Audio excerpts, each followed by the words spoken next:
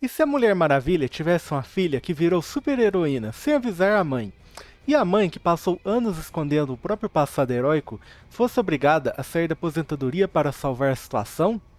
Agora, coloca nessa mistura uma organização vilã com um nome impossível de ignorar, monstros cada vez mais absurdos, um herói lendário que pode não estar tão morto quanto parecia, intrigas familiares e uma quantidade de eti que o autor claramente fez questão de colocar em quase todo o arco importante. Isso é Uchi no Musume ni Teudo da Suna.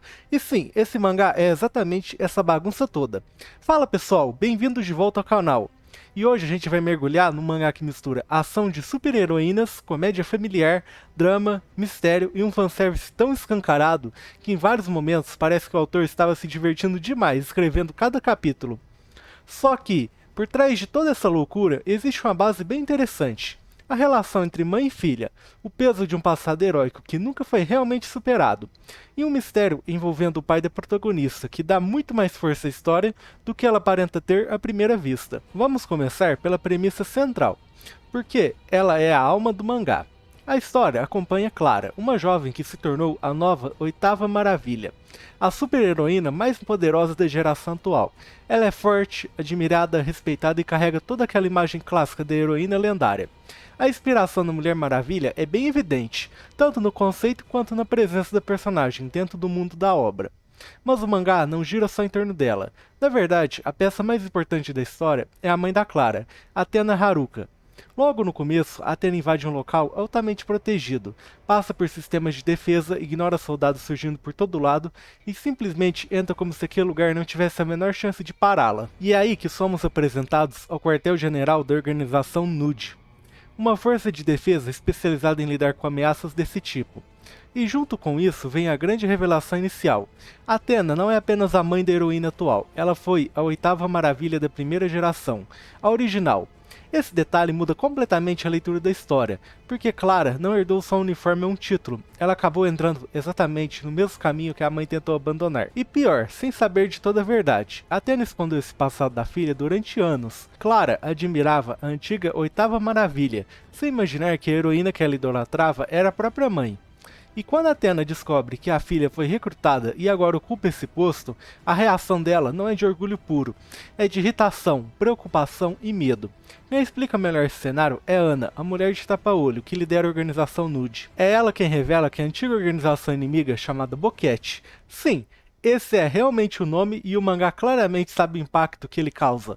Voltou mais poderosa do que nunca, e foi justamente por causa desse retorno que Clara acabou sendo recrutada como heroína. A partir daí, a história já deixa muito claro o seu conflito principal, uma filha entrando num mundo heróico cheio de idealismo, e uma mãe que conhece esse mundo por dentro e sabe muito bem que ele pode destruir a vida de uma pessoa. E é justamente por isso que a Athena carrega o mangá nas costas em vários momentos. Ela não é só uma ex-heroína forte, ela é uma personagem marcada pelo passado. Ela sabe que ser heroína não é só pose bonita, fama e uniforme chamativo, existe dor, trauma, desgaste e um lado vergonhoso das batalhas que ninguém conta quando olha de fora. Em uma conversa importante, Athena tenta deixar claro que não aprova o caminho que Clara está seguindo. Não porque a filha seja fraca, mas porque ela sabe que aquilo que parece heróico e grandioso por fora pode destruir alguém por dentro. Ela também deixa implícito que existe várias situações do passado que não consegue contar para a filha, tanto pelo peso emocional quanto pelo caráter constrangedor de várias experiências que viveu quando era a oitava maravilha. E é nesse ponto que o mangá começa a mostrar uma camada mais interessante. A Athena não esconde apenas a identidade heróica dela, ela também esconde a verdade sobre o pai da Clara. Antes disso, porém, o mangá já mergulha de cabeça no seu lado mais exagerado. E aqui entra o eti. Seria impossível falar dessa obra sem comentar isso com destaque, porque o eti aqui não é um detalhe pequeno, nem uma coisinha jogada de vez em quando. Ele faz parte da identidade do mangá desde os primeiros capítulos, e o autor deixa isso claro, sem nenhum tipo de timidez. Logo no primeiro capítulo, quando Athena decide voltar à ação para salvar a filha, o mangá já começa a misturar combate com cenas extremamente apelativas em termos visuais. Criaturas estranhas surgem, tentáculos entram em cena, a situação sai rapidamente do simples confronto de super-herói e entra naquele território onde o fanservice domina boa parte da composição das páginas. O autor claramente faz questão de usar a Athena como centro visual dessas cenas, e isso já define o tom da obra logo de cara. O ponto curioso é que o mangá não transforma a Athena em uma personagem passiva por causa disso. Mesmo com toda a carga de fanservice, ela continua sendo a figura mais dominante da história. Ela é a mais forte, a mais experiente, e a que realmente resolve os problemas quando a situação foge do controle. Então, o Eti está ali, e está muito presente, mas a personagem continua tendo autoridade de protagonista real. No segundo capítulo, isso fica ainda mais evidente. A ameaça da vez envolve plantas monstruosas que começam a se espalhar pela cidade, dando origem a mulheres envoltas em cipós e criaturas vegetais, que atacam soldados e mergulham a história num eti ainda mais escancarado. A obra não tenta disfarçar nada, ela assume esse exagero como parte do espetáculo. Clara tenta agir como heroína, mas acaba capturada, e mais uma vez Athena precisa entrar em cena para resgatar a filha. O mangá usa esse tipo de situação o tempo todo.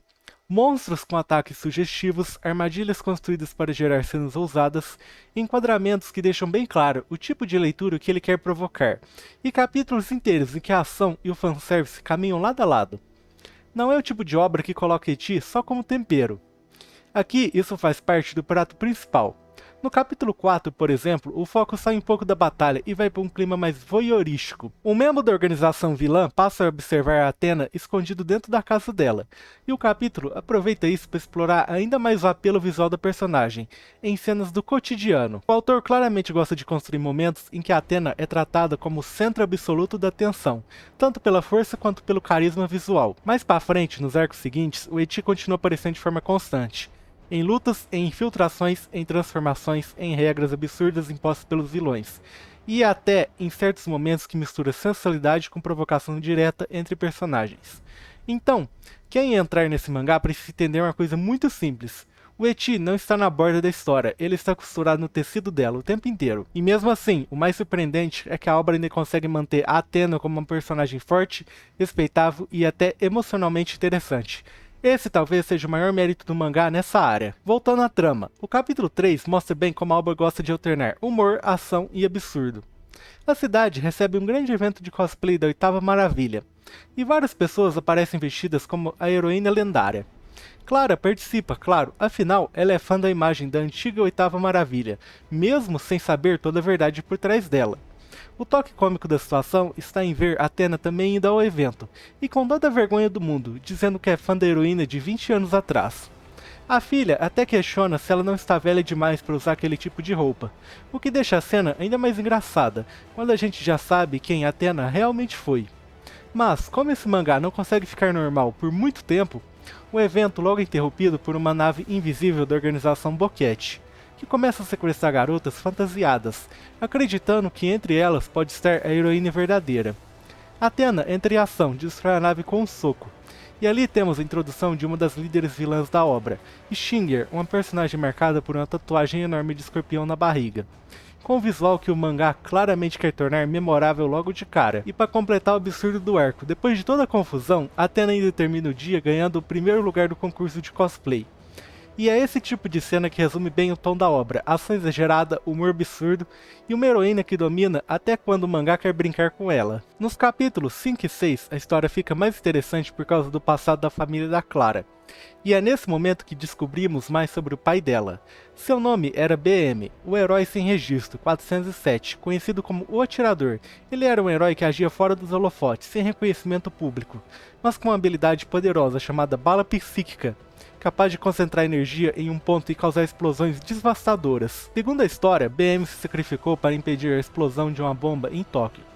E, com isso, salvou 10 milhões de vidas, inclusive a da própria Clara, que ainda estava no ventre da Athena naquele momento. É um dos poucos trechos em que o mangá reduz um pouco o tom escancarado e deixa a parte dramática respirar. Só que a obra não trata isso como uma história encerrada. Surge um vilão com aparência muito parecida com BM. E a partir daí nasce a suspeita de que ele talvez tenha sido clonado.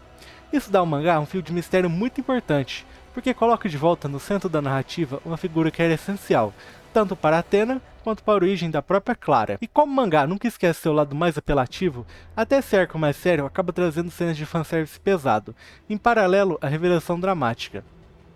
Isso é uma marca constante da obra, mesmo quando o enredo avança em pontos emocionais. O autor sempre encontra um jeito de manter o lado eti pulsando ao fundo. Capítulos 7 e 8 entra em cena a mestre das marionetes, e aqui a obra abraça de vez o absurdo. Essa vilã começa a infectar várias pessoas na cidade com parasitas, e a solução encontrada para facilitar a identificação dos infectados é uma regra completamente maluca. Todo mundo deve usar roupas de praia, porque com menos roupas seria mais fácil localizar os parasitas. É o tipo de ideia que só existe porque o autor queria uma desculpa narrativa para aumentar ainda mais o fanservice do arco. E sinceramente, o mangá nem tenta fingir o contrário. Ele joga essa lógica absurda na história e segue em frente com total confiança. Mesmo com os heróis agindo, Clara acaba infectada também, e mais uma vez Athena precisa voar para salvar a filha. Esse talvez seja o momento em que o maior defeito estrutural do mangá fica mais visível. Porque ver a Athena entrando em ação continua sendo divertido, mas a repetição da dinâmica Clara entra em perigo, Athena salva o dia, começa a aparecer com força. Ao mesmo tempo, o arco ainda entrega momentos interessantes. Temos mais fanservice em pleno confronto. Athena mais uma vez sendo o centro absoluto das cenas. E principalmente, a revelação de que Ana escondia um poder muito maior do que parecia. Quando a base da organização Nude sofre um ataque de orcs, ela finalmente tira o tapa-olho e mostra uma habilidade impressionante, o que transforma uma personagem aparentemente secundária em alguém muito mais relevante dentro da trama. No capítulo 9, a história entra em terreno familiar de novo, mas agora de um jeito ainda mais caótico. Athena reencontra a irmã, Artemis, que aparece disfarçada como professora na escola da Clara. O motivo oficial é investigar o que está acontecendo ao redor da sobrinha, mas a intenção real é outra. Ela quer que Athena ou Clara se tornem a nova rainha da ilha, onde elas foram criadas, já que a antiga soberana governou por 200 anos, e agora é hora de passar o trono adiante. Athena recusa, claro, e isso leva a um duelo entre as duas. E aqui o mangá mistura política, rivalidade familiar, história pessoal e uma provocação constante entre os personagens. É um daqueles confrontos em que a obra também deixa um subtexto mais carregado no ar, algo que certamente chama a atenção de quem gosta desse tipo de tensão entre personagens femininas. Além disso, esse duelo também serve para reforçar mais uma vez porque Athena é a melhor personagem do mangá.